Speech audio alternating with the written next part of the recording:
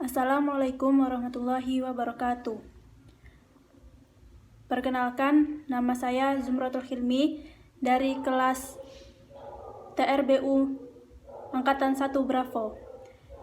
Di sini saya akan menjelaskan tentang problem solving and program design in C. Hampir semua yang kami lakukan dipengaruhi oleh komputasi. Generasi mahasiswa masa kini dijuluki sebagai milenial. Mereka tumbuh dengan komputer, internet, komunikasi instan, dan hiburan elektronik. Mereka merangkul teknologi baru dan mengharapkannya melakukan hal-hal fantastis.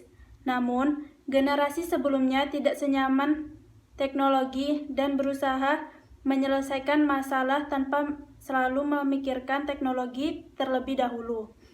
Perbedaan antara generasi ini menciptakan lingkungan yang bagus bagi mahasiswa yang cerdas dan berdedikasi untuk memilih jurusan ilmu komputer dan bidang terkait. Kepribadian dan karakter seseorang biasanya mempengaruhi bidang yang dia pilih untuk dipelajari dan pada akhirnya dia akan bekerja.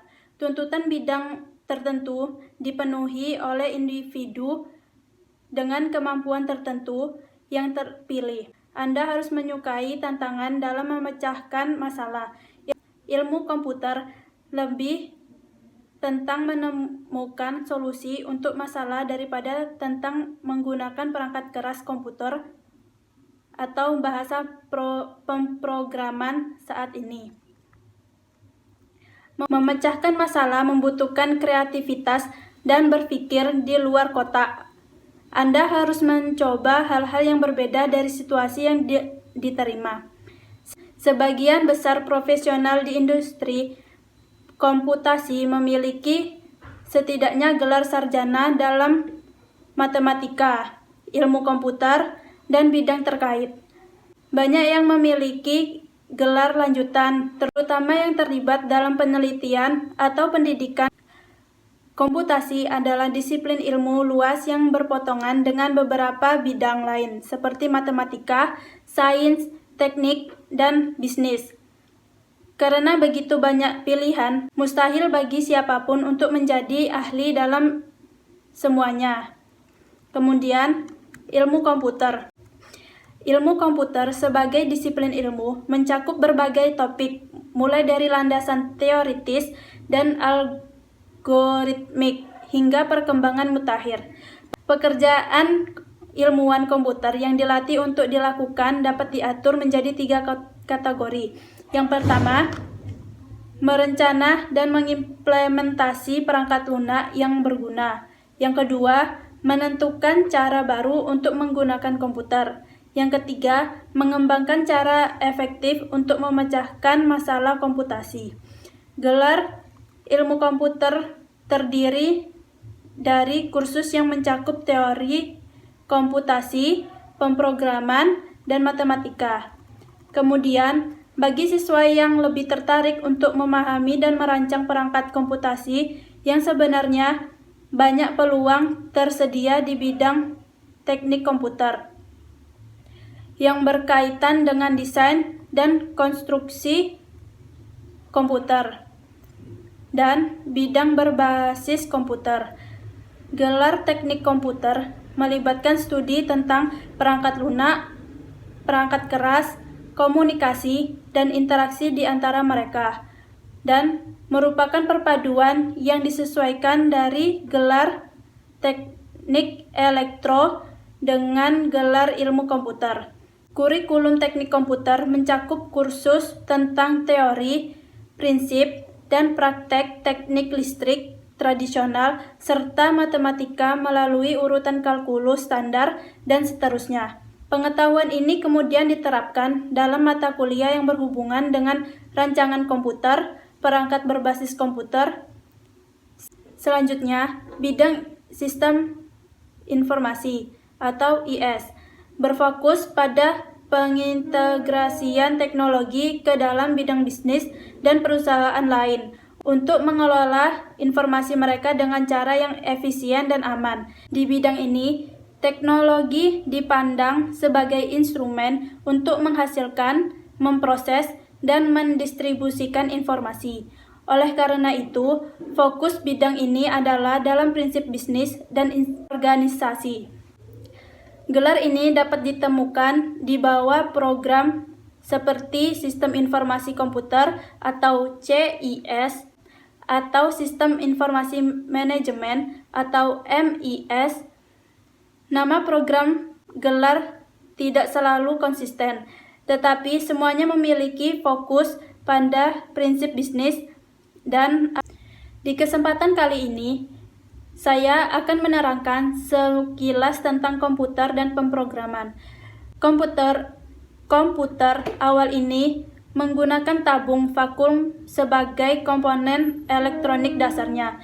Kemajuan teknologi dalam perancangan dan pembuatan komponen elektronik menghasilkan komputer generasi baru yang jauh lebih kecil, lebih cepat, dan lebih murah daripada sebelumnya. Menggunakan teknologi saat ini, seluruh sirkuit prosesor komputer dapat dikemas dalam satu komponen elektronik yang disebut komputer atau chip mikroprosesor. Unsur sistem komputer terdiri dalam dua kategori utama. Pertama, perangkat keras, dan kedua, perangkat lunak.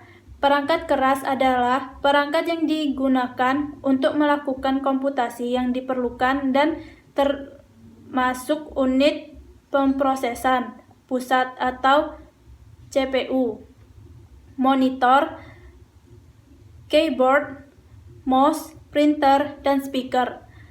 Perangkat lunak terdiri dari program yang memungkinkan kami memecahkan masalah dengan komputer dengan memberikan daftar instruksi yang harus dilakukan. Pemrograman komputer telah mengalami perubahan signifikan selama bertahun-tahun.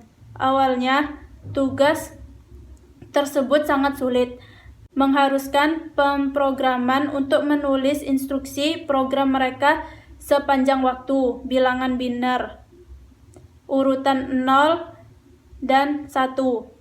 Bahasa pemrograman tingkat tinggi seperti C membuat pemrograman jauh lebih mudah. Terus, apa sih komponen perangkat keras itu? Meskipun terdapat variasi yang signifikan dalam biaya, ukuran, dan kemampuan, komputer modern mirip satu sama lain dalam banyak hal dasar.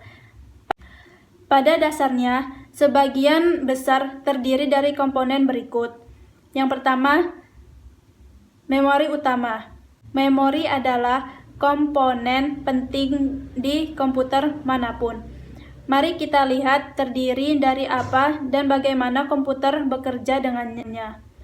Untuk menyimpan dan mengakses informasi, komputer harus memiliki beberapa cara untuk mengidentifikasi sel memori individu. Karena itu, setiap sel memori memiliki keunikan alamat yang menunjukkan posisi relatifnya dalam memori. Gambar berikut menunjukkan memori komputer yang terdiri dari 1000 sel memori dengan alamat 0 hingga 999. Namun, kebanyakan komputer memiliki jutaan sel memori individu, masing-masing dengan alamatnya sendiri. Yang kedua, memori sekunder, yang meliputi perangkat penyimpanan seperti hard disk, CD, DVD, dan flash drive. Perangkat penyimpanan sekunder, sistem komputer menyediakan penyimpanan selain memori utama karena dua alasan. Yang pertama, komputer membutuhkan penyimpanan yang permanen dan semi-permanen sehingga informasi dapat dipertahankan saat listrik mati atau saat komputer dimatikan. Kedua, sistem biasanya menyimpan lebih banyak informasi daripada yang muat dalam memori.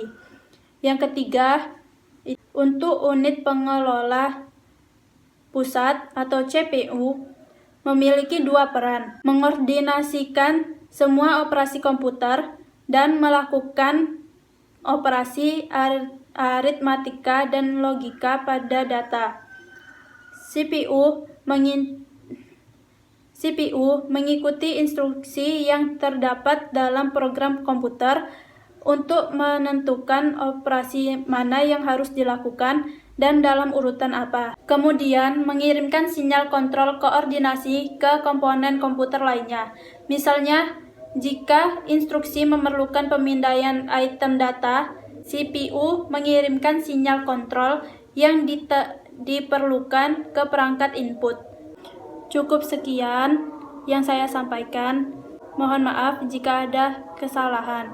Wabillahi taufiq wal hidayah. Wassalamualaikum warahmatullahi wabarakatuh.